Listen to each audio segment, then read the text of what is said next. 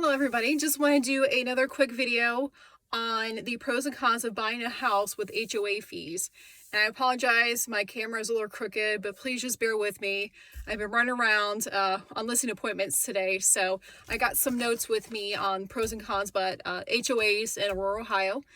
And if you don't know me, quick introduction, my name is Amy. I am a real estate agent here in Aurora, Ohio, born and raised here. I know the ins and outs of this area and the surrounding areas. So if you know anybody, or if you're interested or have questions about moving to Aurora, Ohio, or have family member, friends, whoever looking to relocate in this area, surrounding areas, my email is in the description below. So just shoot me an email. Happy to call you, Zoom with you. We also do virtual neighborhood videos as well. So don't hesitate to ever reach out to me. I'm here to help. I love working with my clients. I love what I do. So let's get into it. Pros and cons of buying a home with an HOA fee. So yes, there's lots of HOAs in Aurora, Ohio. So every HOA is different and they all have different rules. They all have different fees. So the number one thing is they can be expensive. So it's best to work with an agent that's familiar with the HOAs and the fees to see what it is. When it comes to HOA fees, you owe those fees, okay? You owe them, and they do not like it when people don't pay their HOA fees. So number one, it can be expensive. A handful of houses that I sold recently, it wasn't too expensive, but you get what you pay for. So if the HOAs, just like anything else, with the HOAs, if it's not that expensive, it's not going to cover that much. I always like to know if it's this amount, what does that cover? Usually the basic HOAs cover snow plowing because it snows a lot in this area. Not a ton, but it can snow in this area, and it does every year. Usually it covers snow plowing, all of the HOA roads, and also the lawn maintenance, like at the entrance and any like common mowing areas. Those are usually like the basic HOAs. In Aurora, there's so many different HOAs. Some have swimming pools. Some actually, the one I just recently sold, the Lakes of Aurora, and there's another one down the road from there where you have access to a lake.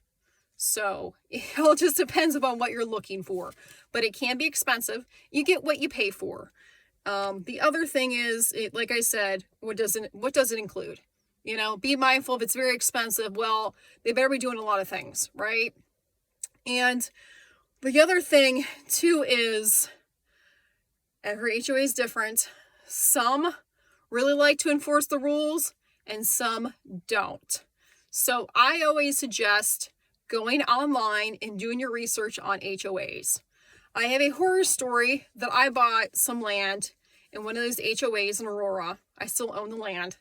And I'm having a really hard time getting a hold of anybody in the HOA department to figure out who do I pay, what does it include. I made the mistake of not doing my research. I bought this a handful of years ago when I just started selling real estate.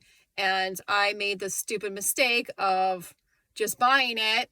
And now I don't know anything about the HOAs. I don't know the restrictions. I don't know the fees.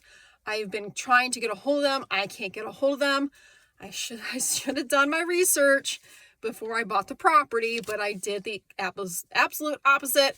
I bought it. Now I can't get a hold of anybody. So it's a vacant parcel.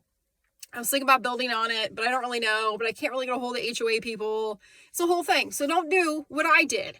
Don't do it. Go online and research the HOAs. And what I've discovered too over the years is, in doing research online, is a good HOA will have a good website. A bad HOA will have a bad website, or they don't have a website at all.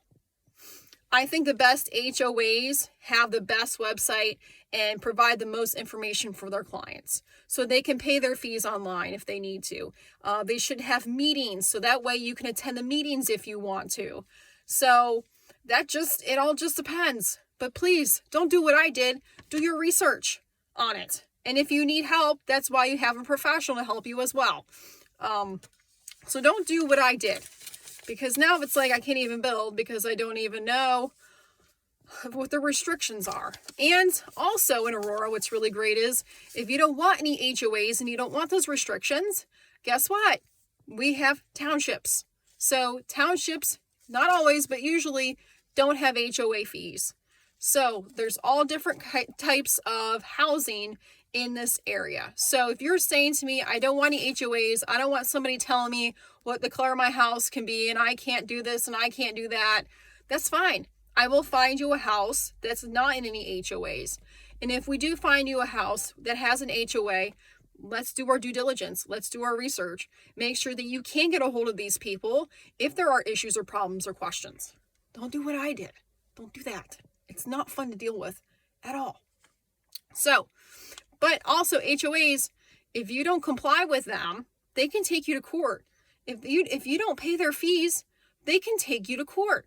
I know HOA attorneys. There's attorneys that specialize in that area enforcing HOA laws, and they make a pretty good living at it. So make sure you have a good relationship with them. Make sure you can get a hold of them. Make sure you're able to pay them easily. There's a whole thing involved. So please don't do what I did. And if you don't want HOAs, and that's fine. I can find you a house that doesn't have any HOAs. There's plenty of houses in Aurora and the surrounding areas that have no HOAs. So like I always say in my videos, thank you so much for checking out my videos. I'm here to help you. Reach out to me with any problems, questions, concerns, relocation, looking to list your house, buy a house here. Please let me know, shoot me an email, and I'll see you in the next video. Thank you.